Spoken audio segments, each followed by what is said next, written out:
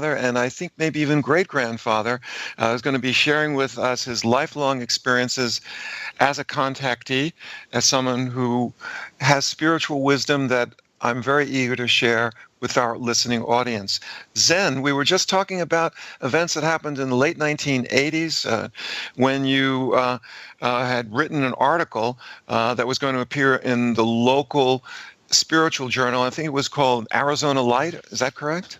Arizona Light, yes. Yeah, and so you've written this article, and now let's take it away. You met Jay. Am I pronouncing his name right? Jabbar or Jabbar? Jabbar. Jabbar. Okay. Yeah, Excellent. yeah. So okay. Prior to that, so the article's published, and of course I go to the newspaper and I look it up just so I can see myself, and right below the article was a display ad for a channeling session of Ashtar and Athena through Steve and April White that was going to be at the Roadway Inn at Metro Center in Phoenix. Well, let's back it up a little bit, because you went with Crystal to a channeling event prior to that, correct? No, this was after that, I believe. So, yeah, this was what really made... I recall from watching your previous interviews that Jabbar, who I'd like you to describe to the audience, asked, "Are you still looking for your parents?" That was quite a remarkable statement from someone. Right. So when that happened, okay, so I'll pick it up from there since you went to go there. Mm-hmm. So I'm working as an investigator for the New Age Alliance at the time, which is at that point it was a 27-member, I think, organization. So it was made up of member groups, and the goal of the alliance was to present the New Age and the idea of accountability and responsibility in it as a collective message to the public. So as the investigator, I went to Lawrence Schmitz one night. His group had applied for membership. So I went to investigate him. I took my oldest daughter, Crystal, with me and introduced myself to him when we got there, joined the people in the living room, 30, 35 people in his townhouse. And he went to change and came back in this really cool, shiny, emerald green robe. And sat down for a little bit, told people, basically what was going to be happening, and he's a full body. I bet Crystal liked that robe, huh? Oh yeah, that's cool, Daddy. And we were sitting in the back of the room against the wall, and I just kind of wanted to stay out of the way and just watch. Mm-hmm. And then it was great to have Crystal with me, because I didn't get a chance to share that side of my life with her very often, and I think ultimately it became very important to her as she was growing up. So we're sitting in the back of the room, and Lauren stands up, and as now Jabbar, and he's full body trance, eyes open, walking around the room, talking to people, and I could tell just from the people's response that something was very perceptive, and he was getting information that he would not have had otherwise. I'll just put it that way. So the trance enabled him to access a consciousness other than his own. Right. And who called himself Jabbar. So Jabbar walks over in front of Crystal and I, and he looks at me square in the eyes, and he says, "You're still looking for your parents, aren't you?" Now, how could a relative stranger know to ask this poignant question? That's amazing. Well, a relative stranger couldn't. One who's tapped into some kind of universal mind could.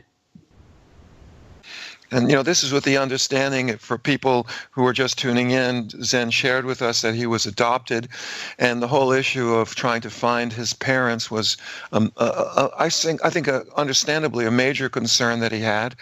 And that search for finding his parents also extended to not only terrestrial parents, but perhaps to cosmic parents. So tell us what was your... That's kind of what I told Jabbar. I said, after I gulped and said, well, yeah, I've kind of given up my terrestrial search, because I had written all the major talk shows and done all the research and just could not find anything. the only information that was available was through the State Department of Indiana, was the age, ethnicity, time, and date of my birth. So I'm sitting there with him asking this question. I'm thinking, well, okay, I'm looking for my celestial parents. And he says, well, that's good. You'd still like to know who they are, wouldn't you? And I said, yeah. And he said, well, would you like to know their names? And I gulped again and said, well, yes. And he says, okay, they are. And all I heard was, and. I completely blocked it. And so I was embarrassed to carry on the conversation any further because I didn't know what he said.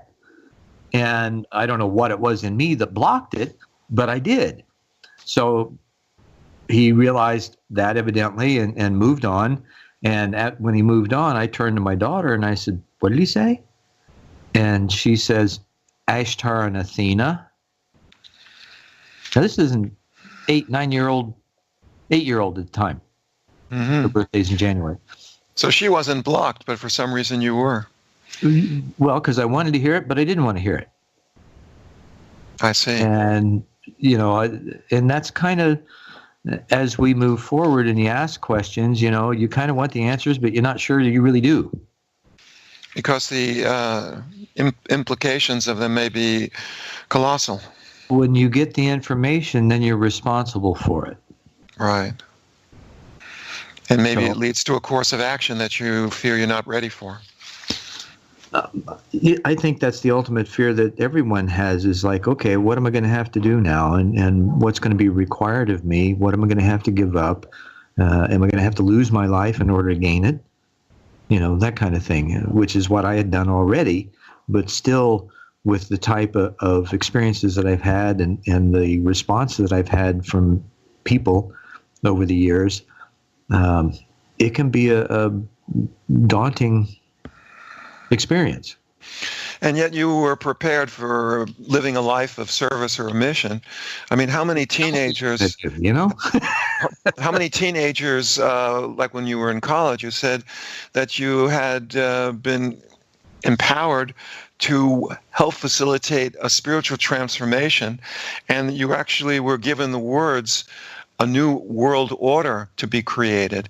And I thought that was so significant because the term New World Order didn't become vogue until many years after you were in college. Back in 1991, President Bush, with the Soviet Union falling apart, made this slogan, a New World Order, part of the American lexicon. Right. And consequently, not necessarily for the purpose that I was informed of, which was an order of harmony among people and planet. This is the natural order of creation. And we are just barely scratching the surface of what that really means through our understanding of, quantum mechanics and physics and cosmology and all the things that are being mirrored in that through the ancient texts now that we're beginning to study and that people are becoming inquisitive of, let alone the experiences of nonlinear and non-local moments that people are having and wondering what the heck's going on and looking for people that may have had them before or may know a little more about what's going on so that they can have some kind of intelligent conversation without being seen as a kook. Well, that fear about being called a kook is there, but one of the things I've noticed about contactees, myself being one as well, is that we are imbued or have been selected for contact because we have already a very powerful sense of mission or service. Right. And many times it's pre-existing. Others, people, there are many cases where people are not terribly interested in a spiritual life, consider themselves very materialistic, and yet they start having contact experiences with non-human intelligence, some of which is presumed to be extraterrestrial, and all of a sudden their worldview starts to change. They become more spiritual. Like Ray Hernandez. I mean, that's a perfect example. The guy was totally atheist and then, had an experience and completely flipped. Yes, Ray Hernandez, who is co-founder of the Foundation for Research into Extraterrestrial Encounters, was our guest several months ago, and he described not being interested in God or heaven. I suppose if he prayed to an atheist God and an atheist heaven, because he didn't really want to have very much to do with that stuff, but he went along with it. He was a tax attorney. I mean, come on. He went along with it because his wife was into going to church, and then all of a sudden he has this close encounter which involved a miraculous healing in his home, and all he can do is read about spiritual things 20 hours a day, right. Month after month after month. He was radically transformed, and then found himself becoming an activist and a leader in this cause to open up our planet to what appears to be extraterrestrial or other non-human intelligences who are offering assistance during this time of transformation.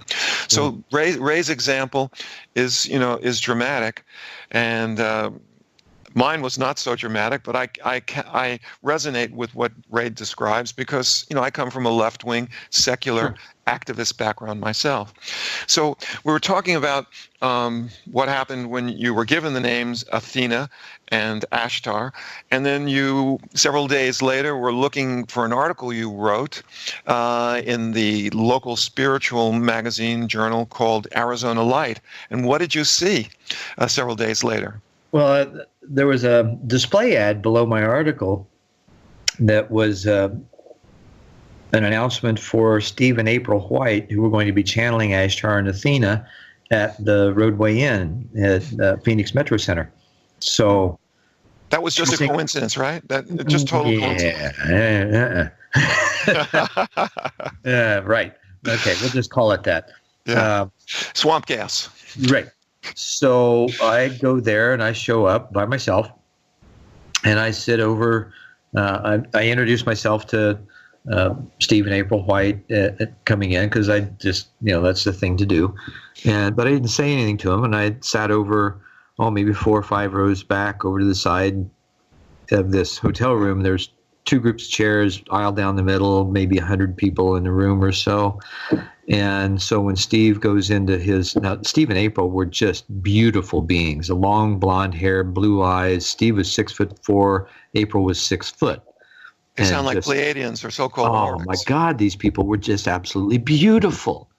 And so Steve gets up and he's eyes closed and he's channeling Ashtar. And he keeps looking at me. And he scans the room and he comes back to me. And he scans the room and he comes back to me.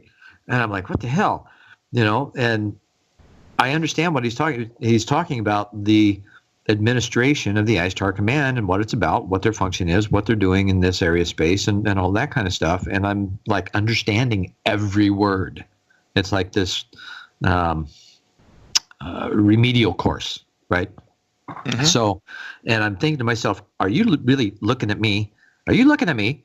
Or are you, or am I imagining things? And as soon as I think that, he opens his eyes up and he's dead nuts on my eyes. Mm-hmm. And it's like, okay, that's a little too freaky. And so I'm listening, and he'll scan the audience and come back to me, scan the audience and come back to me. And I don't know if other people were noticing this or not, but it was pretty obvious. April does the same thing. And only that was the woman who was channeling Athena, correct? Correct. And so Athena is scanning the room, coming back to me, both eyes open, eyes closed, and she's talking about the emotional side, the community, the family nature of what it's like to be part of this star family and be on this mission of transforming worlds. And that they're basically the command itself is kind of in charge of the soul contracts of folks who've come here to be part of this awakening process and being able to monitor their progress, assist them when they need to, and give them the tools that are necessary for their own missions to unfold. So we have a whole cosmology coming from from channeled sources that seem to know quite a bit about you and seem to be directing you for what appears to be your next mission. Correct. And that's, again, a kind of a freaky part, because here I am, I'm the bridge of these worlds. So there's all of this channeled information and people that, sometimes take responsibility for it, sometimes not. But there's still all this information that's coming at me about me, and I can't go anywhere in those kind of environments without something like that happening. So there comes a time when you say, all right, already, I give up. I'm here. What do I do? Yeah, I think this is something that people often don't get an opportunity to experience, and that's why they rely so heavily on leaders. Instead of looking in and with confidence and discovering what your mission is, they attach to some authority figure or leader or cult leader, religious authority, to tell them what the mission is. And one of the things that you said in the past that resonates quite strongly with me is, if we're going to have world peace or peace in the external world, we have to dive down deep and experience peace in the inner world. And that's an individual thing, and we have to go there ourselves. You can be led there, but you got to open the door yourself and walk through it. Yeah, this is a common theme in the contact circles that I work with, and that is that E.T. is not Darth Vader. No. He's not Jesus Christ in a spaceship.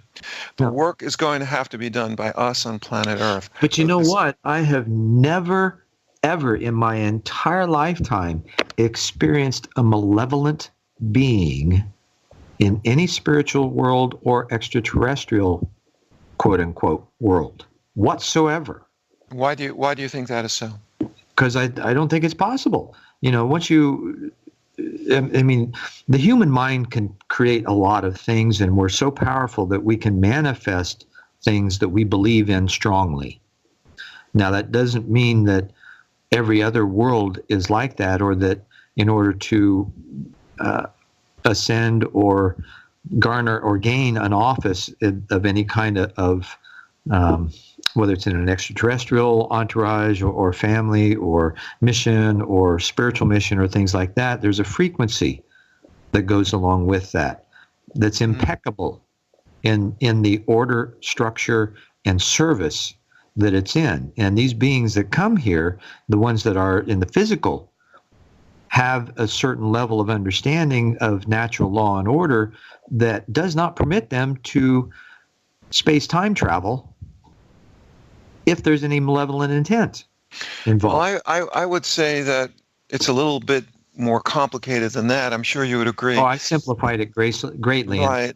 My sense is that a lot of people are having negative encounters, but the overall contact experience is overwhelmingly positive. But it's the ones who complain of malevolent beings that get most of the action in terms of Hollywood movies, speaking engagements on sensationalized television journals and things like that. But here's the thing about the malevolent beings. These guys are fear-based, not the beings, but people they're viewing things from a fear-based belief system, and they're getting the bejeebers scared out of them, and so they will perceive the experience as negative and malevolent. That's just human nature. And it's like, I've had experiences with the draconian race, for instance. Mm-hmm. Now, they're of such a level of energy that when they show up, there's an instant fight or flight syndrome if you're not prepared. Mm-hmm. Well, if somebody go ahead. If somebody encounters that's not prepared, it's going to really affect them as a quote unquote negative experience, because they're not able to handle the energy, and it just scares the bejeebers out of them. So they're going to think it's a malevolent ET or something like that, instead of just breathing, taking a pause, going back into their center, and embracing them in the love that's possible. The great John Keel wrote quite a bit about the nature of the contact experience. One of the things he says is that UFO intelligence, or non-human intelligence, presumably ET, mm-hmm. Is reflective. not in the sense of reflection, like taking deep thoughts and pondering in a reflective kind Right. of way, but reflective in the sense of like a mirror reflects your image. Exactly. And if a person, it sounds like what you're saying is if a person is fear-based, if he hasn't gone or she hasn't gone through a spiritual transformation of embracing oneness, then UFO intelligence, or whatever the agent is that's staging these encounters with us, will create an experience that will either be designed or interpreted as horrific. This Well, reflective. it's not a created. The other being, it doesn't create the experience. That experience is mirrored back to the person because that's what they perceive is going to happen. You can. The experience is co-created. Right. We have a question from the chat room, which I think we're addressing, but I'll read it. Carol Carley, from a wholly unbiased point of view, how would Zen account for seemingly large numbers of negative interaction accounts among general experiencers? Thank you. Well, this is what we've been addressing. Correct. Yeah, I think so. And as much as I've been through, and the experience that I've had, the things that I've had to become aware of within myself and the opportunities and the doors that I've been given to walk through, I wouldn't necessarily recommend that to anyone because some of them have been really traumatic for me to get to that place. However, there's been this overarching, encompassing, embracing energy of it's okay. It's going to be okay throughout it. That these are the things that we have to go through in our own personal journeys to overcome whatever it is that we have blocks to that keep us from being aware of just how interconnected we are and how the universe speaks in every given moment if we just stop and listen. It sounds like we have to grow up a little bit, and that's what you're saying. Correct? I think that, yeah, it's a maturation process. And I think right now our planet's probably in the teenage years and maybe we're rapidly growing as we're looking at, okay, how do we really get along? For instance, I do partnering workshops for building road, bridge, and waterway construction projects, multi-million-dollar, and DOD, Homeland Security, municipalities, and state DOTs and things of that nature. It's human resources type of work, right? Human resources. Yeah. You can call it that. What it is a team building process that works with the stakeholders pre-construction, and I get them all on the same page of how to work with each other, what kind of code of ethics they're going to abide by, what their charter is, what their goals and objectives are, what issues they're going to encounter or think they might encounter, and how to address each one of them in a timely manner. And in the process of establishing all of that, I really get clear on there's no ego without we go, and that the ultimate rule of thumb, if you will, is jobarchy, which means the job's the boss and everybody wins. So you've already got your specs, you've got your contract, you know what you need to do, you know how it needs to be done. Now, how are you going to behave in the process to get it done to the best of your abilities? Right. And I think the way to behave, what we're hearing from experiencers, is that even when initial contacts are fearful, with proper support and counseling, people can find their way into a spiritual interpretation of the contact experience, that it becomes not a heavy cross to bear and not a traumatic experience, but a boon or a gift. Oh, quite joyful. Joyful, yes. I'm glad you brought in the word joy, because a good sense of humor is a great aid in this type of work, as in all functions. Speaking of humor, I wanted to get a little bit into laughter. And you had a series of contact experiences back, I think, in 1989. There was a 4-night stretch in which you recalled being taken aboard E.T. Craft each night. Is that correct? That was in 2001, actually. The laughters you're talking about when I had the interesting encounter with the electrodes. Yeah, let's talk about that, because laughter plays a prominent role in this story, and it's going to. I'm going to try to prepare the audience. This story is far out, but I think you're going to either be upset or laugh your head off when you hear it. Go ahead. Okay. All right. So, 1991, I think it was about when it happened. I was laying in bed, didn't realize that I had crossed over into what I thought was dream time, but I found myself on board a ship on a steel gurney with.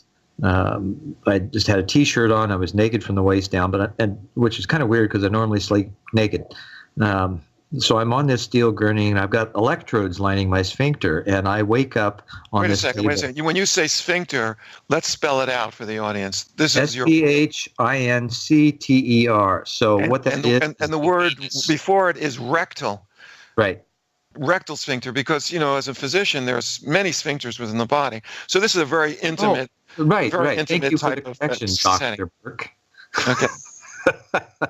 All right. So I come to on this gurney, and I'm laughing, and I'm looking over, and I see these three tall grays plastered up against the wall with this machine with a couple of dials on it next to them that these electrodes are apparently hooked up to. And I'm like, come on, guys, what the hell do you think you're doing? And I start pulling these things out. Now, these are needles with wires, or what does it look like? Yeah, they're like acupuncture needles with these wires that are attached to them, or at least that's how I saw it as. Sure. Now, at the time I didn't realize really what was happening, but I was both embarrassed and laughing, and I certainly wasn't frightened by any stretch of the imagination. And I was just kind of laughing out of embarrassment. And it's like, come on, what are you doing? And I start pulling these things out, and I get the last one, and it stings just a little bit, kind of like I pulled a pubic hair or something like that. And next thing I know, I open my eyes up in bed, and I realized that I had just missed a golden opportunity to have a conversation. And I closed my eyes, and I tried like crazy to go back. I had no idea how I was going to get there, but I wanted to go really, really bad.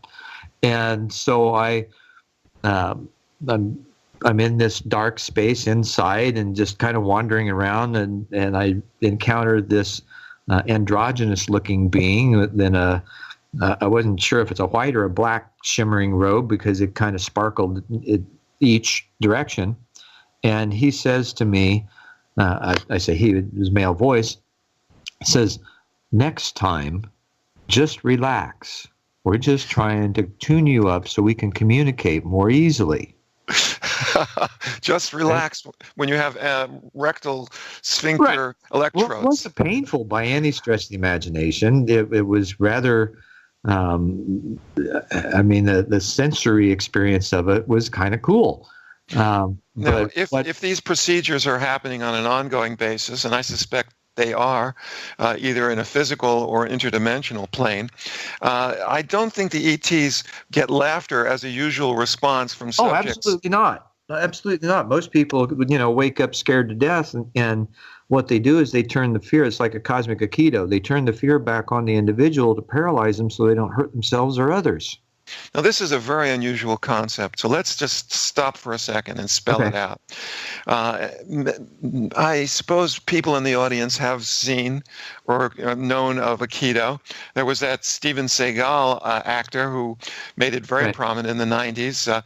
You basically use your opponent's force against your opponent, and in a similar fashion, you're suggesting that the energy, the emotional power that comes from terror in the face of extraterrestrials is then directed as in Aikido to incapacitate the subject.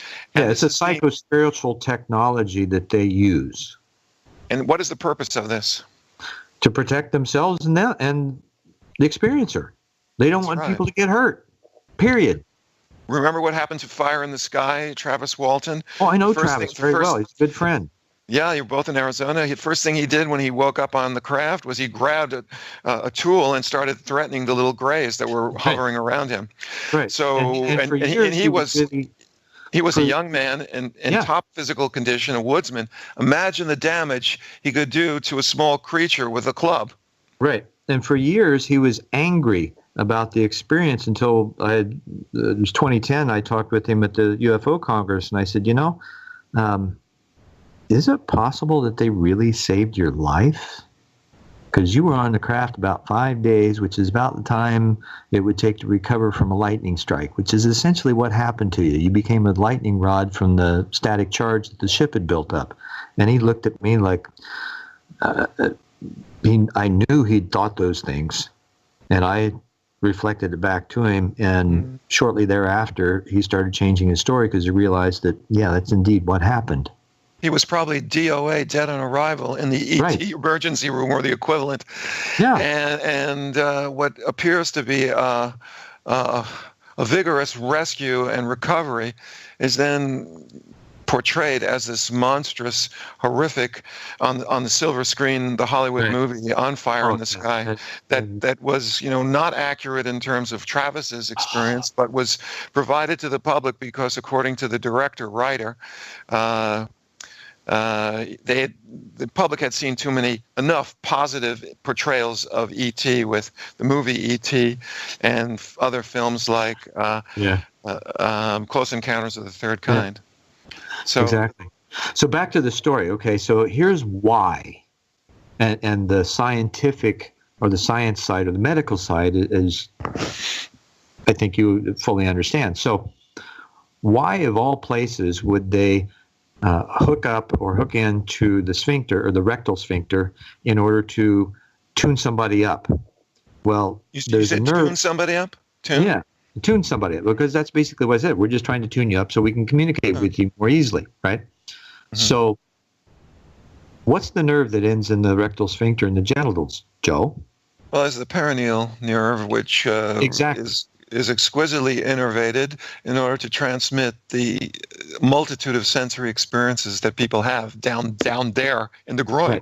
Right. So, and that's a direct connect into the spinal column. So if you were a vastly more technologically advanced race, and you had a way to help another race adjust their energies just slightly, because we're all subtle energy beings, and the more we move upward, the greater our awareness becomes, right? That's just a natural function of raising your vibration. We do that through meditation and all kinds of other practices. Well, there's more to the story.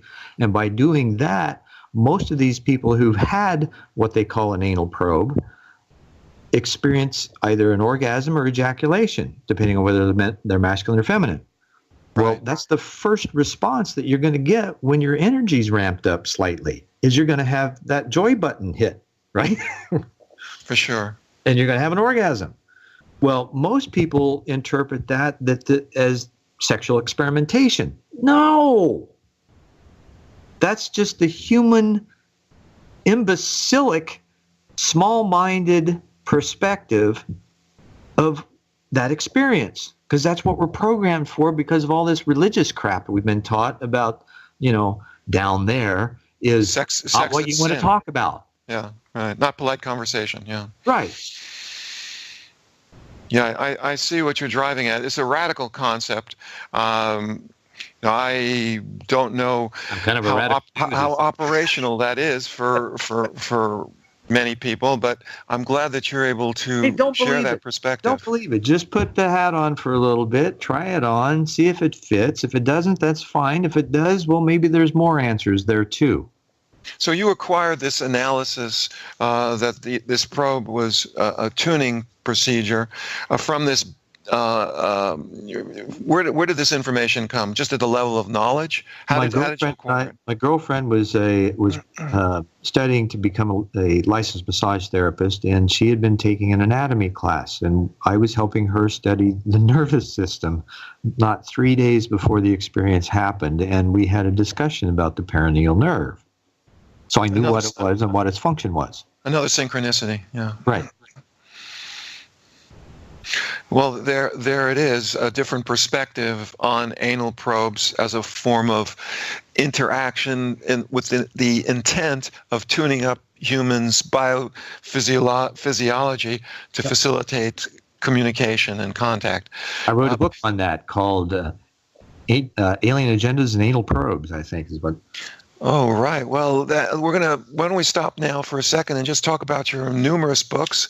I'm about halfway through Zendor and the Barbarian. Zendor the Contrarian. Contrarian is the correct name. Yes, Zendor the Contrarian. And why don't you tell the audience how they can get some of your writings?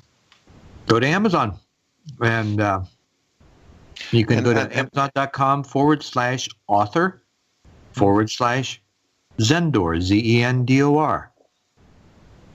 And you also are involved with the UFO Press. Tell us about Ufology Press, PRSS. Yeah. Ufology Press, which stands for Personalized RSS, really simple syndication. You know, it's a wireframe that has curated blogs from all over the world. I think we've got about 120 blogs from different authors that anytime they post, it's immediately shown on the website. Plus, that's an amazing feature. I've never heard of that in my life. That's really quite remarkable. It really is, and it's a modern digital publishing method that once we launched the site in 2013 at the UFO Congress here in Fountain Hills, it seemed like everybody tried to get on the bandwagon, and I saw so many UFO sites get upgraded over the next 6 months. It was ridiculous. So we raised the bar somehow, not even intending to do so. Excellent. I've looked at that site a couple of times. I found the articles informative, a wide range, subjects that I had never even heard of. Yeah, it took me a while to find all of those and put them in. I also have a blog that's attached to that. It's Ufology, UFOLOGYPRSS.com. Why don't you say it for the audience? And now please take out your pen and pencils and paper and repeat that contact information again. It is UFOLOGYPRSS.com. Ufology PRSS. Right. Okay. And I've also got a blog attached to that I express my own opinions, contrary as they may be. Well, you are the contrarian, according to the title of the book. And the subtitle of the book is A Seminal View of Consciousness, Cosmology, and the Congruence of Science and Spirituality. Wow. No shallow subject there. Yeah, that'll keep you busy for a while. It's only 800 pages. I mean, come on. I thought it was 793. Oh, well. Yeah, something like that. I'm only up to about 400, but I'm finding it very enjoyable. I urge others to check it out. So we now have about 15 minutes left for the show. Before we say goodbye, I'd like to talk to you a little bit about your experience with Edgar Mitchell, because when you told me the story last year, Edgar was still alive. And right. Now that he's passed, I think you're not violating any confidence. Tell us what happened, your conversation with him, because I find it fascinating in light of another report along similar lines that hopefully I'll be able to describe. So go ahead and tell us about your encounter with the moonwalking astronaut, Edgar Mitchell. Fascinating, man. I was managing an event here in Phoenix called the Prophets Conference, and he was one of a slew of different speakers. Travis was there as well, Jose Arguez, Robert Dean, Zachariah Sitchin, Uriah Mountain Dreamer, Robert Anton Wilson, Linda Moulton Howe. I mean, just pretty much anybody who was anybody at that time spoke at this event. And we had over 5,000 people over the weekend, and I ran the event from a logistics standpoint. So we had a green room that was actually outdoors, and I saw Edgar pull out a pouch of drum tobacco, his hand-rolling tobacco, and I thought, wow, that's interesting, because I had one in my pocket too. He comes from New Mexico, so it's understood, yeah? Right. So He grew up near Roswell. He did. So I pulled my pouch of drum out, and I walked up next to him, and I said, "Hey, brother, how you doing? You want to share some smoke?" And he looked at me, and he says, "That's really unique and uncommon." He says, "I never see anybody who smokes drum." He said, "Yeah, it's a very sacred art or act." And so we had a little conversation about, the nature of tobacco and indigenous ways and things of that nature. And we started talking about why he was there and ETs, and I shared some of my experiences, because I thought he was a good person to be able to just open up, and I tend to be a blabbermouth anyway. I don't care. And so I told him a few of my experiences, and then he said, I'm going to tell you something that I don't talk about in public. And he says, as I was going down in the LEM, which is the Lunar Excursion Module, there were a slew, and he didn't know the exact number because he couldn't count them all, of these cylindrical objects that were spiraling around the LEM craft as it was descending toward the surface. They came, and obviously, or at least he thought, that they came from the surface of the moon, and they were spiraling around the ship under some kind of conscious control. Now, whether there was an intelligence on board the cylinder or whether they were controlled from the surface, he couldn't say for sure. But they were definitely there, and both he and the other astronaut saw them. And he said, can't talk about them. Was sworn not to. Mm-hmm. But from what you've told me about your experiences, I think you're safe. Right.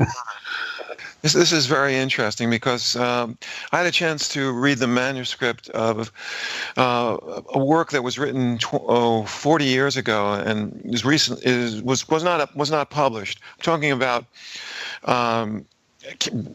Grant Cameron's account of the 1975 wave of sightings in Manitoba. It was called Charlie Red Star. And in that book, he describes one of the people in the town, small rural situation where the wave of sightings occurred. There was a man by the name of Demert who was a local celebrity because he owned a small airfield and was also a world expert on World War II aircraft and restoration of craft.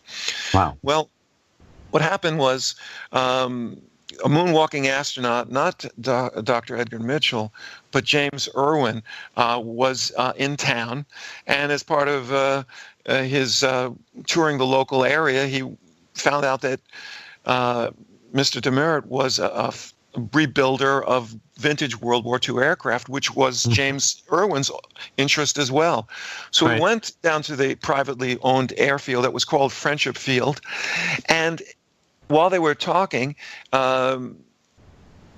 he revealed to Irwin revealed to Demert that there were UFOs on the moon, which is something that he also never spoke about in public as well. But there's another story attached to James Irwin. Years later, he was supposed to speak at a UFO meeting, and Dr. Frank Stranges was a UFO researcher. I knew Frank as well. Yeah, he organized this conference, and James, for some reason, James Irwin consented to appear, and then at the last minute canceled. And according to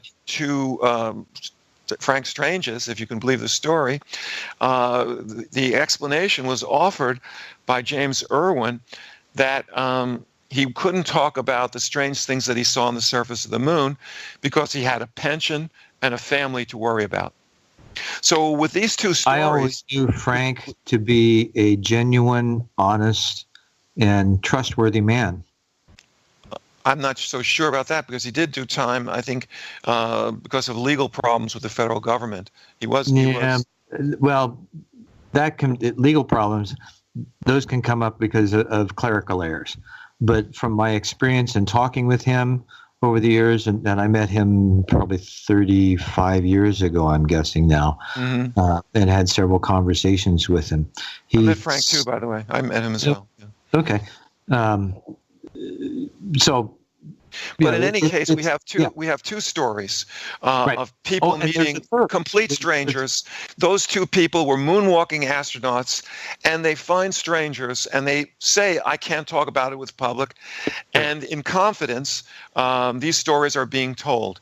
And I'm not sure if it was Buzz Aldrin or someone else that also had a story of seeing a landing pad with these same cylinders standing on end when they I'm went not to the. familiar with that at all. No, what I've heard Aldrin talk about was during their initial mission, they saw an object and they asked Control. It was a UFO. He says it. That's what it was, but he couldn't use the word. He asked Control where their booster rocket was, and it was thinking that might be it, but they were informed it was several thousand miles away. There was no way. It may not have been Aldrin, but there was one account that, and I've been around these UFO groups for 30 years now, and but there was another account that one of the astronauts, when they approached the dark side of the moon, saw a landing pad with these same cylinders standing upright. Mm-hmm. So that seems to be a fascinating. Definitely a fascinating conversation, and yeah. I want people to consider the possibility that these very brave men, all of them with military training, moonwalking astronauts, they have been perhaps ordered to be silent about the most important information in the history of mankind, that we're not alone, that these intelligences are technologically advanced, and they are threatened to be silent. And, the kind of frustration you can imagine and the anger that would be in the hearts of these brave men is consistent, I imagine, with them sharing in confidence to total strangers who, if went public with the information, they could simply deny. And yet the information gets out, and you just got it out.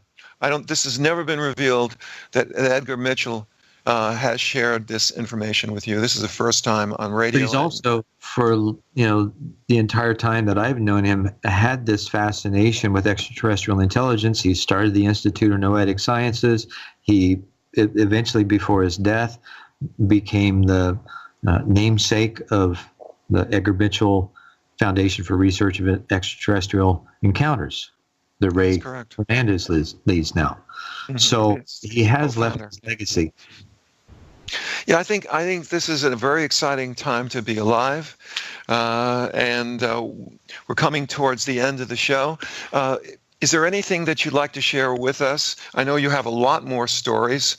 I certainly have questions about some of the things you've shared, and I suspect we may have to bring you back in a few months to cover the additional material. But is there anything special that you want to add before we come to an end to the show? Well, I could just advise, if I can offer advice, that whenever an opportunity comes up for you to experience something new, allow yourself to experience it with an open heart and an open mind, and that the knowledge of that which is in you is far greater than anything outside of you is true. When you allow yourself to simply be in that place, it's kind of like the God participle thing, right? This is very practical information. I know to some cynical ears what Zen has just offered us may sound trite or hackneyed, but I think the openness and the curiosity is something that's driving the entire UFO subculture. And for a contact activist like myself, who for 5 years led a team to engage UFO intelligence, I can speak from personal experience that an open heart, an open mind, and a driving curiosity does a lot to overcome much of the fear associated with the contact experience. So it's not just words. It's a guide to action. And I want to leave you with that idea, and also with the fact that Epic Voyages will be back next week. I will be back next month, and I want you to continue to listen to our show. And we don't have any more questions from the chat room, so let's just go ahead with closing remarks. You want to share, in addition, besides having an open mind and an open heart, as a practical guide to contact, what else? Intention.